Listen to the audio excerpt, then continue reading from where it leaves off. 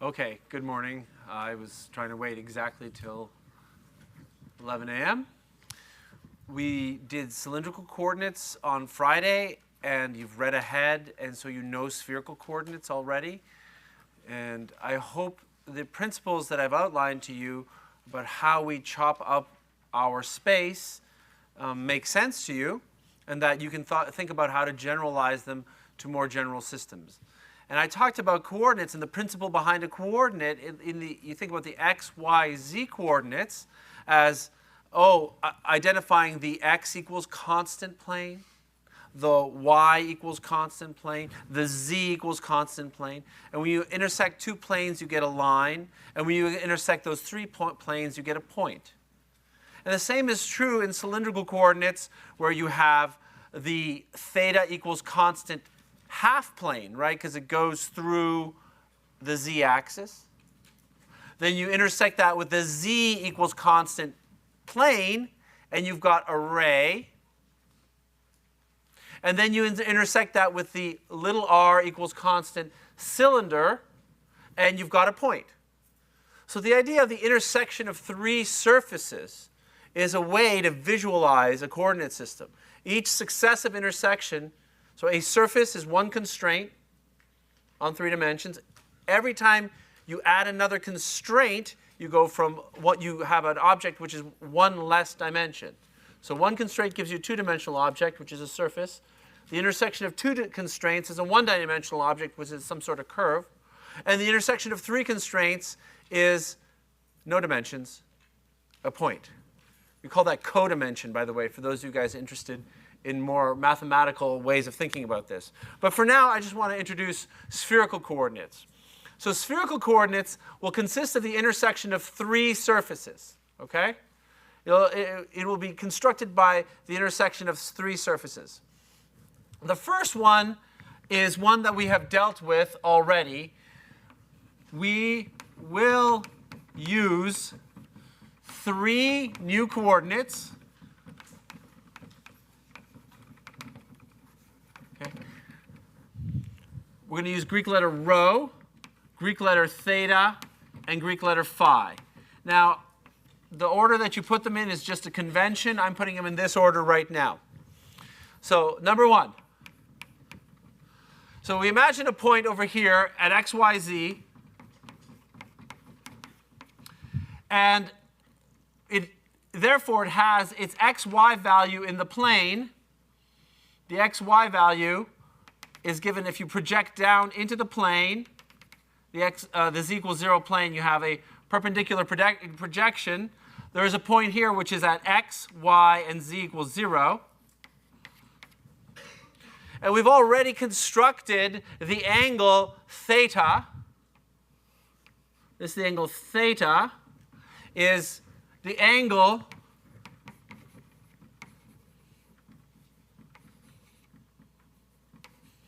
in the xy plane. So much like cylindrical coordinates used the same z that you had from Cartesian coordinates, and it's still using that as a coordinate, spherical polar coordinates will use the same angle in the xy plane. Okay? So theta is equal to the arctan of y over x, just as before, exactly the same theta as we had in polar coordinates, and therefore in cylindrical coordinates, it's the same theta. Okay? What are theta equal constant surfaces? What does a theta equal constant surface look like? What does it look like? Well, choose theta equals constant. For example, theta equal pi by 4 is a simple one. And for theta equal pi by 4, e.g., theta equals pi over 4, the tangent of pi over 4 is 1. So this is the y equals x surface, right? If I take the tangent of both sides and I solve for y, I got y equals x or x equals y. This is the y equals x surface. And what is this? Well, this is a semi-infinite plane, just as it was before.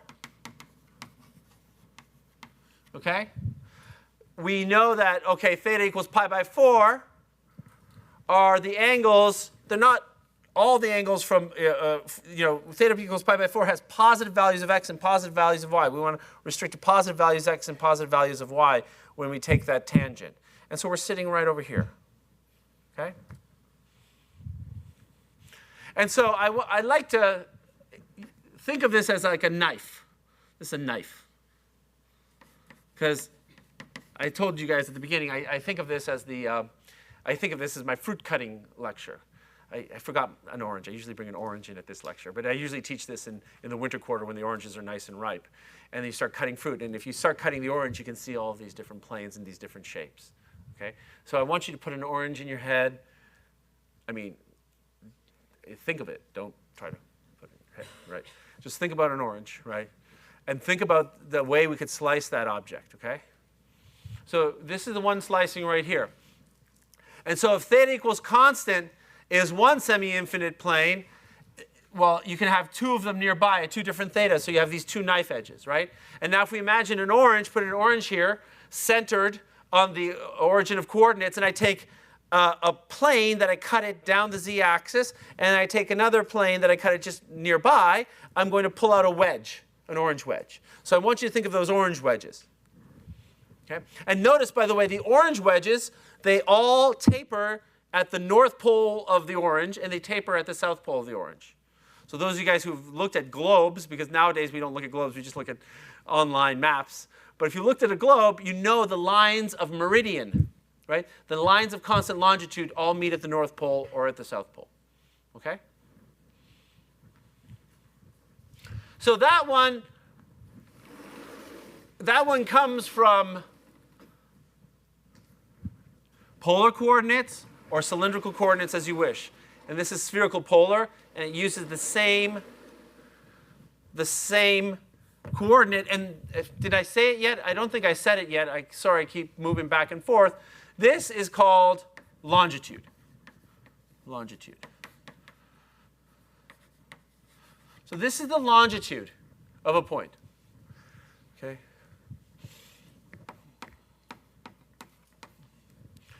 So it's spherical, so there should be some spheriness in this whole problem. And the spheriness is associated with distance from the origin. The distance from the origin is straightforward. That's rho, and that comes from Pythagoras' theorem. So I'm not going to belabor Pythagoras' theorem for you. It's x squared plus y squared plus z squared, all to the power of 1/2. So here we have one equation for the new variable theta in terms of the two old coordinates. Here is one equation for the new variable rho in terms of the old coordinates, x squared plus y squared plus z squared. So longitude and distance from the origin. What are surfaces of constant rho? Surfaces of constant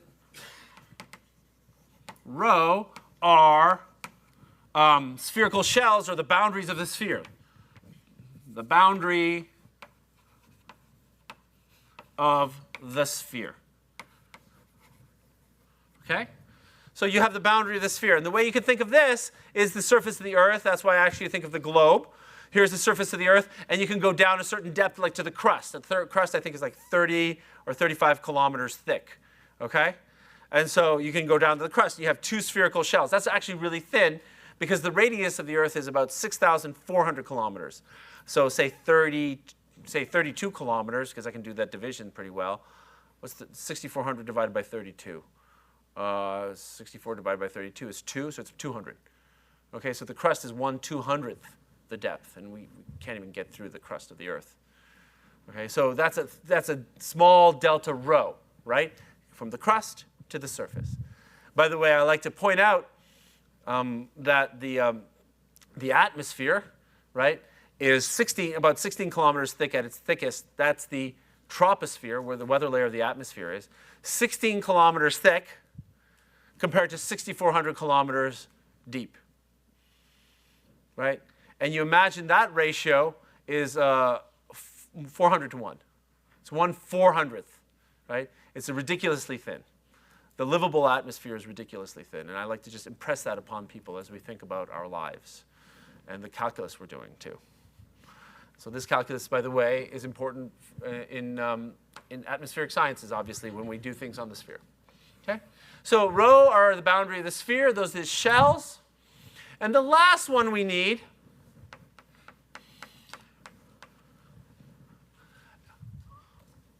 phi is the co-latitude. So what does phi measure? So I'm just going to give it to you first, and then we're going to talk about it in terms of what shape it measures. What I want is that I need a coordinate. If I were to imagine this sphere here, I want a coordinate that measures my angle from, in this case, the North Pole. Okay? So let's take a slice. This is going to be YZ plane. And I'm just taking a slice of this sphere in the YZ plane. And I want to measure my angle from the North Pole, and that's going to be phi. Okay? So if I wanted that angle, how do I do this? Well, I recognize that this here, this distance right here, is my distance from the axis in the xy plane, right? I could project this down, and that's my distance from the axis in the xy plane. Now, I've made this chop at x equals 0, but I could have done that chop at any value of x. So this distance over here, this is r in, this is cylindrical r. And remember that r is the square root of x squared plus y squared. That's the distance between a point and the nearest drop on the z-axis, the nearest shot over to the z-axis. Okay? And this distance from here to here, this is rho. This is the distance from the origin to the location of the point. So that's r here, and this is rho, pardon my bad Greek writing, or is rho over there. So if you look at this triangle, you see that this is opposite, and this is hypotenuse. So we can see from here that opposite of our hypotenuse is sine, so sine of phi is equal to r over rho. But we like to do things in terms of tangent. Okay, things tend to look nicely in terms of tangent. So another way to do it is recognize that this height over here is the z value of the point, right? Because the point's up here. That's the z value of the point. And I can write opposite over adjacent. This says the tangent of phi is opposite, which is r over z. But this is a mixed bag of coordinates. This is really the transformation from the new spherical co-latitude from the old cylindrical r and z. And I want to do it from Cartesian. Okay? And so from Cartesian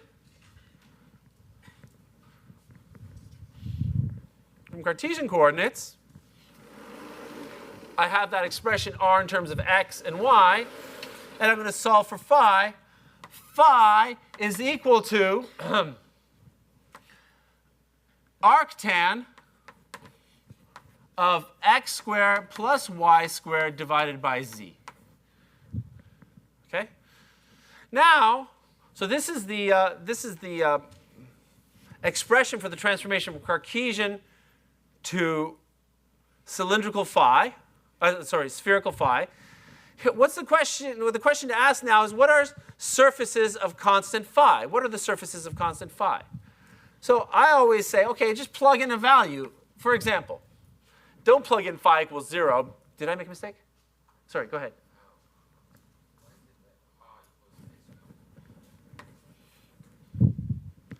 Thank you. Sorry about that. Square root of x, because it's got to be a length over length, right? It's got to be length over length. You can't have length squared over length and take an arctan of that. That makes no sense. Length over length.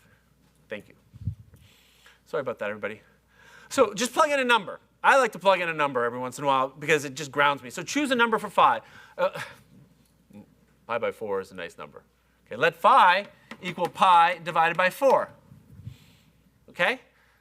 e.g., let pi equal phi divided by 4. This defines some sort of surface. What's the surface that it defines? Well, now take the tan of pi by 4. Tan of pi by 4 is 1. That's why I choose pi by 4. Okay? That's 1. And then rearrange, and you see that z is equal to the square root of x squared plus y squared. Or you can write this as z equals r. So this is the Cartesian representation. This is the polar representation. Z equals r. Holy moly, we already dealt with this, didn't we? We dealt with this surface. Only on Friday did we deal with this surface. So what did I say, how to think about this on Friday? I said, imagine you have r, which is the distance from the z-axis, and this is going to create a surface which is invariant under rotation. Let me draw the z equals r line, because I only have r greater than 0. And now it's invariant under rotation, so I just rotate this around. So you shoot, and you see pretty readily that this is a cone. Okay, this is a cone. This subtends a cone in 3 dimensions. Okay? And now we can imagine, r, zoop, like that. Just take that. Because it's invariant, right? You can rotate that r-axis around the z-axis. This is only a function of r and not a function of theta. Okay? And so now we know what spherical coordinates does. Okay? So I want you to just pause and remember the globe. Okay? And here is the equator of the globe. This is the Earth. I really want us to think about the Earth. And here is like 45 degrees north. I think California, where we are, is around 38. I was raised around 49. So here's the North Pole. Okay? And I want you to think these, so let's look at this one, the 45-degree latitude line. Happens to be 45 degrees. The latitude is measured from the equator, right? The equator is latitude 0. This is 45 degrees north. We're measuring the angle from the North Pole. Well, the beauty of 45 is it happens to be 45 from the north and 45 from the south, so it's not a biggie. And I'm telling you that this, what you see is the latitude line. Ooh, that's an ugly cone. The latitude line is the latitude arc, the latitude circle, is the intersection, this is the intersection of the cone at phi is constant with the surface of the sphere. See how that works? If you take this cone and intersect it with a sphere of radius 6,400 kilometers, the Earth, you get this circle. If you further intersect that with the semi-infinite plane that goes through the axis, right? Shunk. Well, if you intersect that spherical surface with the knife edge that coming down the polar axis, you get this arc. Okay? And this is called, this one over here is a latitude arc, latitude circle. And this one here is called a meridian. That's a meridian. So let's think of our 3 surfaces. I got a cone, I got a spherical shell, and I got a semi-infinite plane. This bold curve is the intersection of cone with spherical shell. This bold curve is the intersection of semi-infinite plane with spherical shell. When I intersect all 3 of them, boom, boom, and boom, I get a point, a particular point. Another way of saying that is if I tell you your latitude, your longitude, and your distance from the center of the Earth, which we're all about the same distance from the center of the Earth, I can tell you where you are. Okay? What's the other one? So I did, yeah. Oh yeah. So I did 2 intersections here. I did 2 different intersections. I did sphere and cone, which gave you the latitude lines. and I did sphere and meridian, sorry, sphere and semi-infinite plane, which give you the meridian lines. These are the things that you see on a globe, okay? These are the cuts that you would see on the globe. So you'd have a whole bunch of these, and those are all the meridians going around, and you would have a whole bunch of these bold curves, which are the latitude circles going around. The one you don't get to see is the one that is the semi-infinite plane and the cone, right? What happens if we intersect the semi-infinite plane with the cone? What shape do we get? My sleepy students, huh? A line, a ray, in fact, right? In fact, you get that ray over there. It just keeps going to infinity. That's the ray you get when you intersect the cone at a constant longitude. Okay? So these are the shapes you get. And the only difference between your intuition of latitude, let me use lambda to denote latitude. This is the latitude, okay? What's the difference? Well, the difference is that co-latitude is measured from the North Pole. Latitude is measured, the regular latitude is measured from the equator. So if I get this right, it should be pi divided by 2 minus phi. I think that's what it is. Let's just check it. It's just a linear transformation. When phi is 0, that's the North Pole. Lambda, the latitude, is pi over 2, which is the North Pole. When phi is equal to pi, that means you've gone all the way to the South Pole. Lambda equals negative pi over 2, which is negative 90 degrees, which is the South Pole. And when phi is equal to pi over 2, you've gone across to the equator. The latitude is 0. Okay? So that's how you, this is your intuition for, well, I hope, your intuition for latitude. What we use is co-latitude. What mathematicians use is co-latitude. And we'll see in a moment why we do that, okay? So that's the coordinate system. That's the way you think about it. And I like to think about it as the intersection of these surfaces, just because it sort of gives you a general sense of what coordinates mean, or how coordinates arise. Let's consider the restrictions on these coordinates. The restrictions are rho is greater than 0. Rho is always a positive square root. Just like cylindrical r was always positive, so too is rho always positive. Theta, we already had the restriction before. It's less than or equal to 2 pi greater than 0. You have an inequality on one side and equality on the other.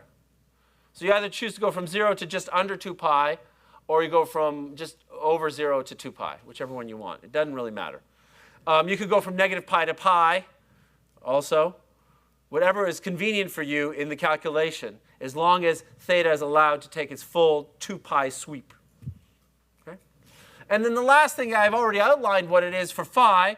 0 is less than or equal to phi, which is less than or equal to pi. And the reason is, you'll notice that this goes around 2 pi, but this only goes around pi. Okay? So now we've got our coordinate system, and now by having these surfaces, we know how the cuts are made, right? Like I said, to make the cuts, to chop up your volume, you have 6 planes. 1, 2, 3, 4, 5, 6. And you did the same thing with the surfaces in cylindrical coordinates. Now we have to do the same thing with the surfaces in spherical coordinates, okay? So let me start with a punchline, because I don't know what it is, you guys, was it a party weekend or something? Or was it like asleep? This is too easy.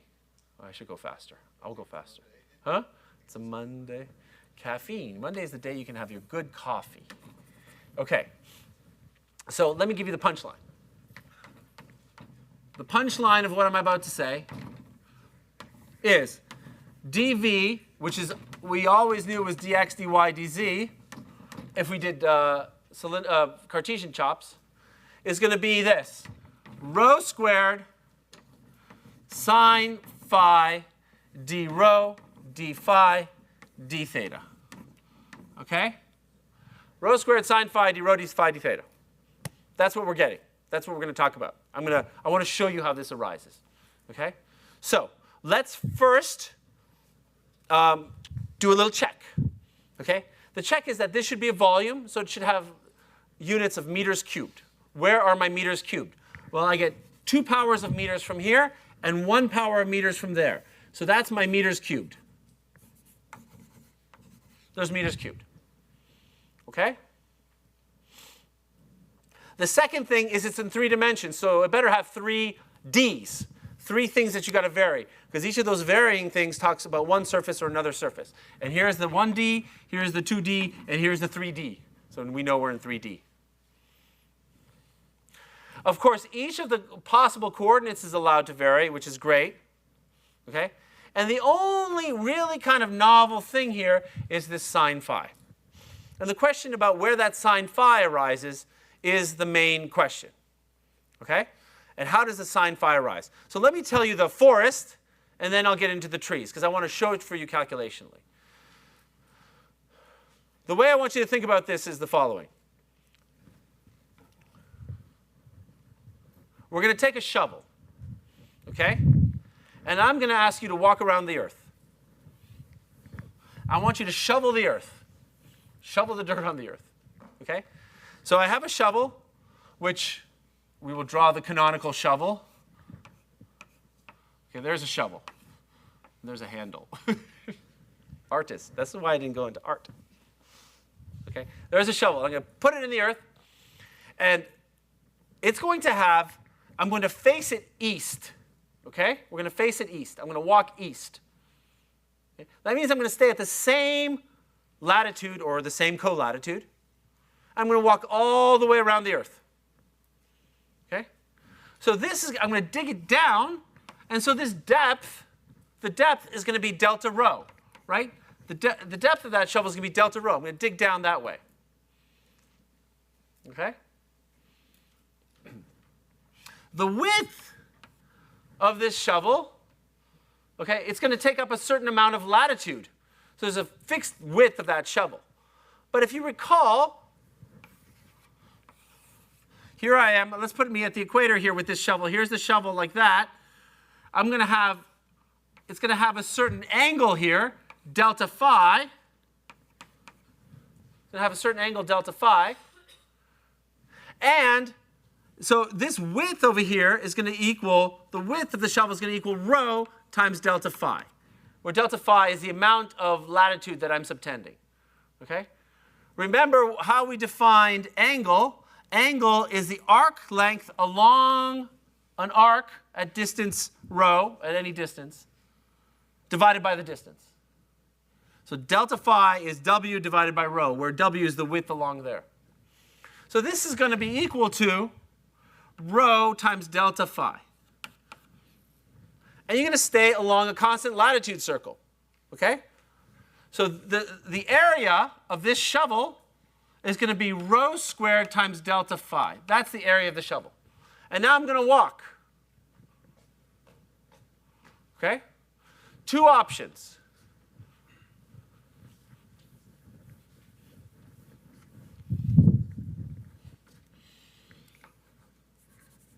Case one. Walk along equator. Okay? How much dirt am I going to dig up? Well, I'm going to dig up, so delta volume of dirt is going to be equal to the area of the shovel, because I'm keeping it down into the dirt, the area of the shovel times the distance that I walk.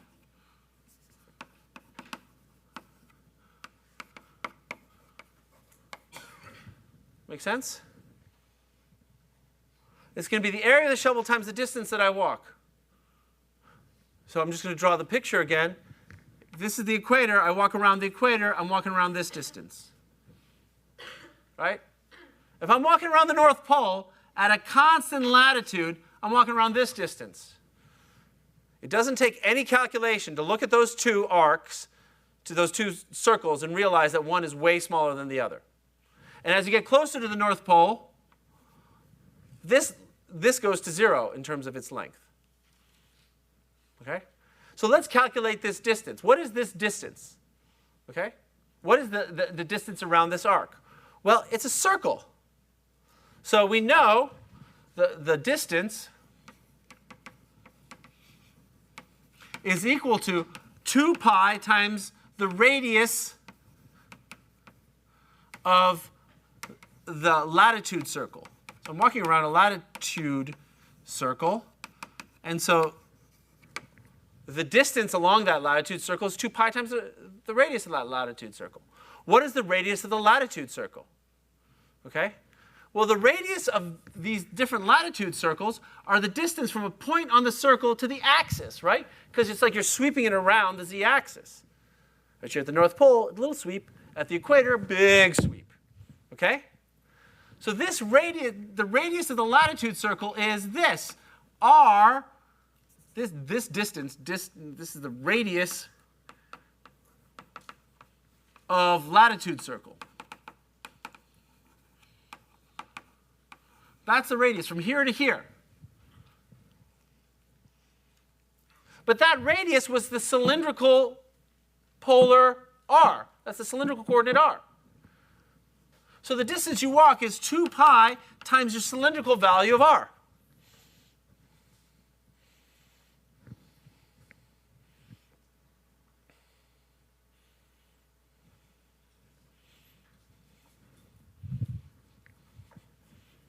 I'm going to keep this up there.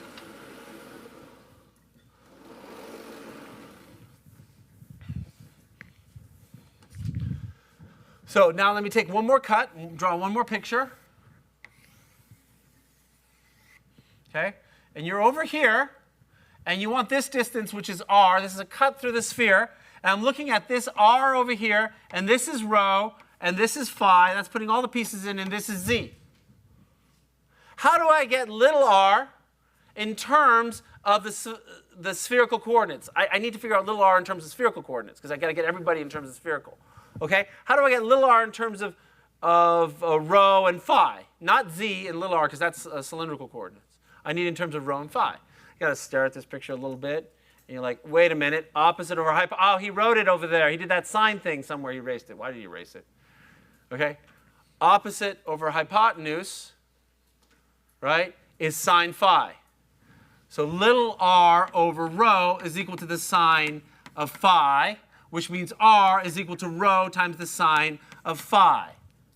Now let's just do a sanity check here, right? Let's do a sanity check. When phi is pi over 2, which is you're at the equator, r is equal to rho. When you're right over here, r is equal to rho. That makes sense. When phi goes to 0, r goes to 0, because you're making a really, really small sweep around the equator, just like sine phi goes to 0. And when phi goes beyond pi over 2, well, it's positive, right? Between 0 and pi, sine phi is positive. So this tells me that the radius of the longitude circle equals 2 pi rho times the sine of phi. So the volume that I'm scooping out,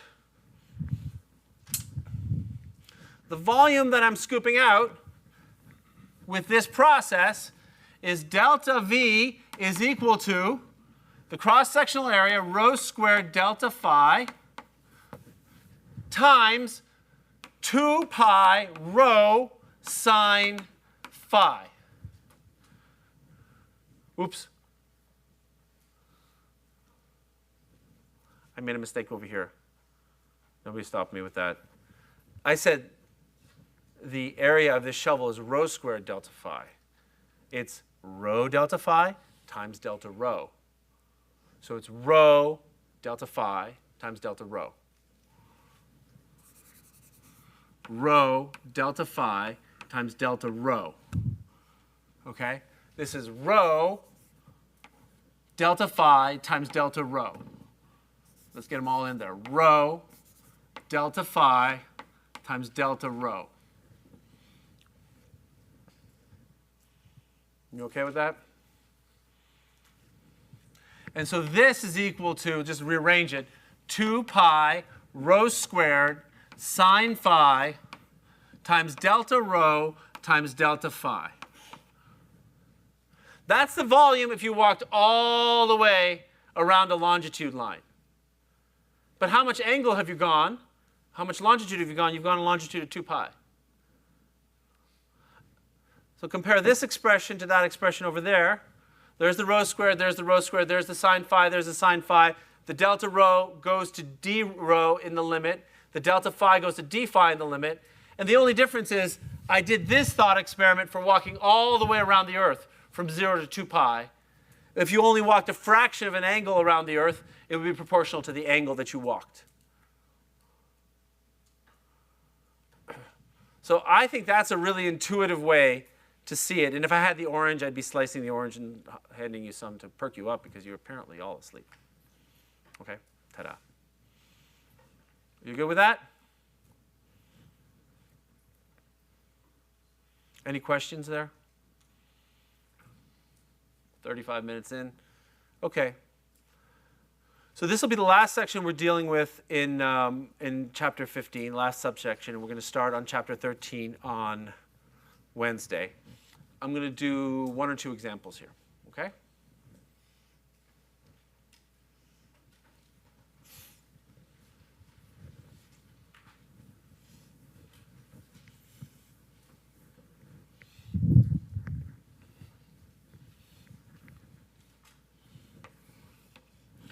E.g., volume of, with apologies to the front row, an ice cream cone.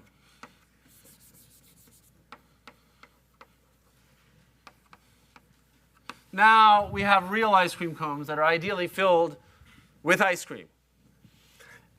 And so we are going to consider the following scenario, where I have a cone whose vertex is at the origin, which has a spherical cap, and whose side is a radius of that cap. Okay? You can imagine all sorts of, I mean, come on, like, let's be honest. A real ice cream cone looks like this, right? I mean, come on. If they do that to me, I'm walking out, right? My kids are going to cry. I got all sorts of problems. And a really good ice cream cone looks like that. But no, we're talking about the mathematically idealized ice cream cone, okay? And so we're going to think about the mathematically idealized ice cream cone. So you can imagine all sorts of parameters here, okay? We can call this some length, L. Can I use L for the length of the side? Okay, so L is the length of the side, okay? And there's going to be some angle, an opening angle here. I cannot use phi for my opening angle because I need phi to be a coordinate. I need to allow it to vary in the process of integration. I need some particular value, right? So let me call it capital phi. Ha ha ha ha. Now I just used phi. But it's capital phi. It's a particular value of opening angle over here, okay?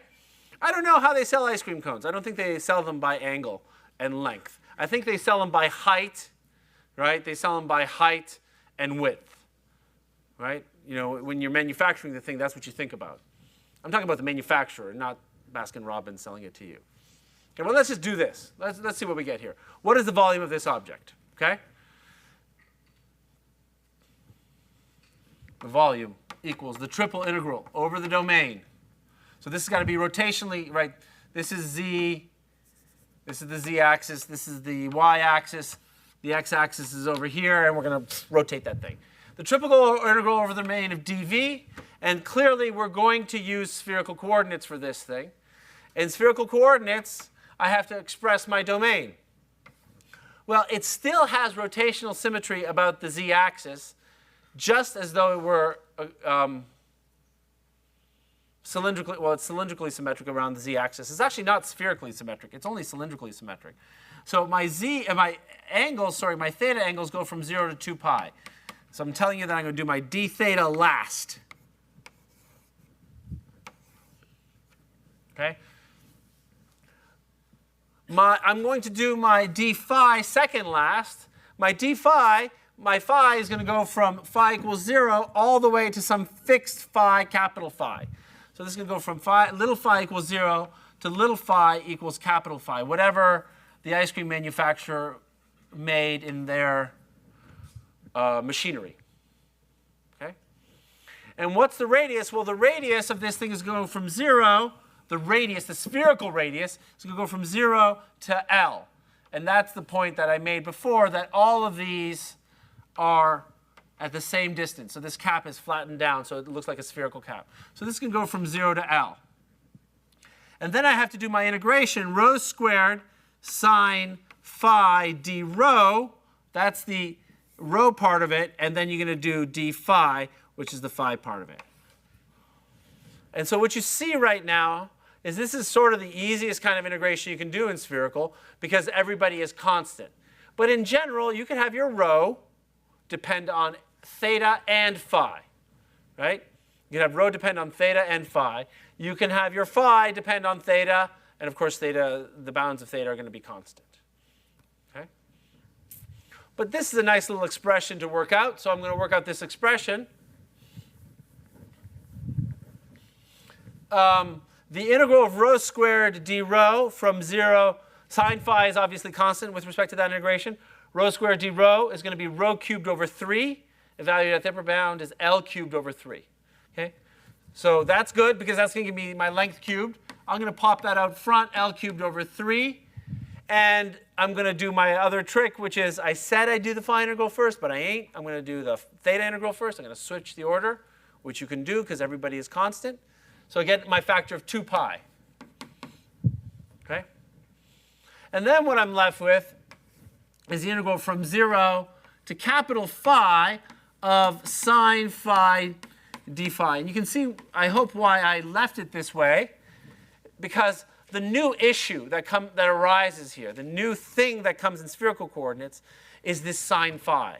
Is this the fact that those latitude circles get smaller at the pole and larger at the equator. And that's that reflection of sine phi right there, okay? So I just have to take the antiderivative of sine phi, which is negative cos phi. So this is 2 pi L cubed over 3, negative cosine of phi, evaluated at capital Phi and 0. Well, I hope you can convince yourself that this is 1 minus cosine of capital Phi, like that. And again, now we have a formula for the volume of ice cream in this cone as a function of 2 parameters. Effectively, the radius of the cone and the opening angle of the cone. It's convenient to evaluate the opening angle, say, at phi goes to 0. What happens when phi goes to 0? As phi goes to 0, 1 minus cos phi, well, cos phi goes to 0. So 1 minus cos phi is 0. So when the thing is totally closed, you don't get any ice cream in it. That makes sense. You see that there's a length cubed out here. That's nice, too. Okay? The last thing to think about is, how does this vary as a function of phi for phi not 0? Well, I told you that phi can go up to, these angles can open up to pi. So what is the cosine of pi? It's negative 1. Right? The cosine of pi is negative 1. So 1 minus negative 1 is 2. Then you have 4 pi L cubed over 3, which is the volume of the sphere. Because if you open it all the way, you're creating a sphere. Okay? So now hidden in this formula is the volume of the sphere. Okay? And this interpolates between nothing and the volume of the sphere, depending on how much you open that up. Okay? So if you plot this volume for a fixed L as a function of capital Phi, it goes from 0, 1 minus cos phi, all the way up to 2. So this is 4 pi L cubed over 3. That's the volume. That's a terrible way to draw 1 minus cosine. That's what it looks like that. And this is pi. And you can't go beyond pi because it doesn't make sense after that. It totally doesn't make sense. Okay? So that's one of the straightforward examples. Okay, I got 6 minutes. Maybe I'll do another example. Anybody want another example? Yes, sir. Do you have a particular one you want me to do? Anybody who looked at the book says, I need to see him do that example. Can you do one with a square, like A cube? Yes. You want me to do the volume of a cube in spherical coordinates? Do you dislike me that much?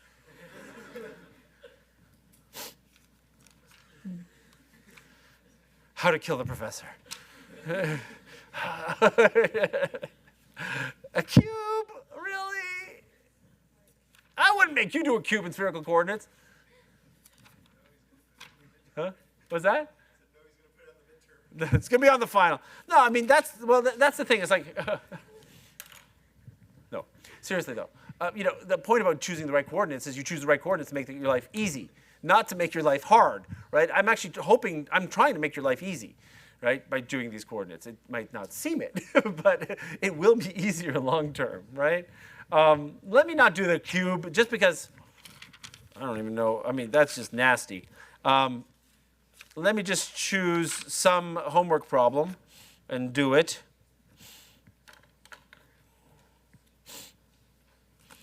The cone above the sphere. All of these problems, I don't know, they're all easy. They're all so easy. I don't know, what are you going to do? Yes? What about one of the cones that has the not straight line side? Oh, one of those guys? Yeah. Okay, sure. Yeah, okay.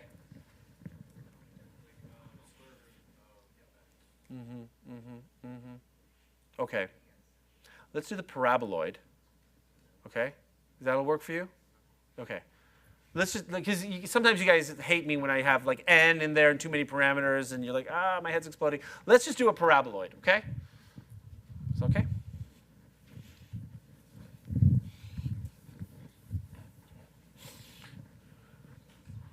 Now, this is, don't do this at home kind of thing, right?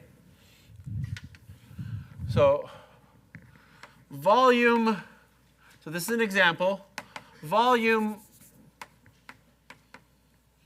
of a paraboloid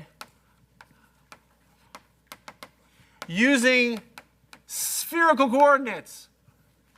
Okay? So I'm still twisting myself into a pretzel because a paraboloid is not well expressed in spherical coordinates. It's not a nice thing in spherical coordinates. But nonetheless, let's do it. Okay? So I'm going to look at this paraboloid, and I'm going to choose a simple one where this is z equals x squared plus y squared. And I want to do this with units. So I have to do this with units. If it's at a distance capital R away, I need it to be at a height h. So this should work out to be divided by r times h. No, divided by r squared times h. Thank you. So that's a paraboloid that goes through those points. Okay? And if you take a look at this and you rotate it, you say, that has cylindrical symmetry. That totally has cylindrical symmetry. But I'm going to make the professor calculate this thing using spherical coordinates because payback. Because payback. OK, so there we have this. So the way this works is almost always, if you want the volume of this thing, you are going to go, again, from rho minimum as a function of phi and theta to rho maximum as a function of phi and theta. It is almost always the way you do things. You have a distance as a function of latitude and longitude. You don't really get latitude or longitude as a function of distance, okay? So here's you're going to do this part of it, rho squared d rho, and then frequently, I mean, these ones can be different. The different angles would be different, but frequently, and I'll be honest with you, in the problems that I would give you in any sort of exam situation, I would put, I would imagine that the co-latitude is done second, okay? Because you would have a phi min, which could be a function of longitude, and phi max, which is a function of longitude, and then theta min and theta max, okay? And so this is going to be d phi, and then I'm going to do d theta last. So the process works like it always works, which is you take Professor Biela's surefire method to do this, you take a ray now from the origin. You imagine it has a certain angular extent in phi and a certain angular extent in theta. So that almost looks like a piece of a cone, right? It's going to open up. Goes from some phi to some slightly greater phi, from some theta to slightly greater theta. It's like this wedge opening up. But I can't do that wedge opening up. I shoot in this direction, and when I enter the domain, that's my rho min. And you can see that my rho min over here is going to be 0 because I entered the domain at 0. But this object has something peculiar to it. As I increase to a certain angle, rho max is on this surface right there. But then it shifts to being on this boundary over here. Okay? So I hope you recognize that theta min, in this case, if you take a look at all those little cone-like things, theta min is 0. And then you're going to sweep around to theta max is 2 pi. That's kind of clear because it's rotationally symmetric. However, phi min and phi max are going to be different. Phi min is going to be 0 here, and then it's going to open up to a point here where this is going to be my phi max for this part of the integration. And then I have to do this part of the integration from here all the way down to phi max, the other phi max, which is going to be pi over 2. And as I'm doing that, I realize we're at the end of the lecture here, okay? So I'm just going to write out what they are. So you're going to take this integral. You're going to go do this at home tonight. You're going to take this integral and split it into 2 integrals. One over this cone. This is a cone, see that? And one over this wacky, I don't know what it is, the rest. Okay? You need to figure out, well, you got rho min is always 0. Rho max is, for the cone, it's whatever the rho is for this. So you have to figure out what the rho is for that as a function of angle, of phi angle. And then you have to figure, then you go from phi equals 0 to phi is whatever this one is. And then you have to do it for the second integral along this boundary right over there. Okay? That would be very edifying. And honestly, that's the hardest kind of question I could ask you on any sort of examination situation. Homework questions might get a little more contorted, a little harder, but that's truly kind of the quiz/exam class of question. Okay? Try that out for yourself. Okay? Split it into 2 regions, integrate over each region separately. Just be systematic. Just transform. This is z equals h, right? How do you express z equals h in polar coordinates? Ask that question. This is z equals x, blah, blah, blah. How do you express that in polar coordinates?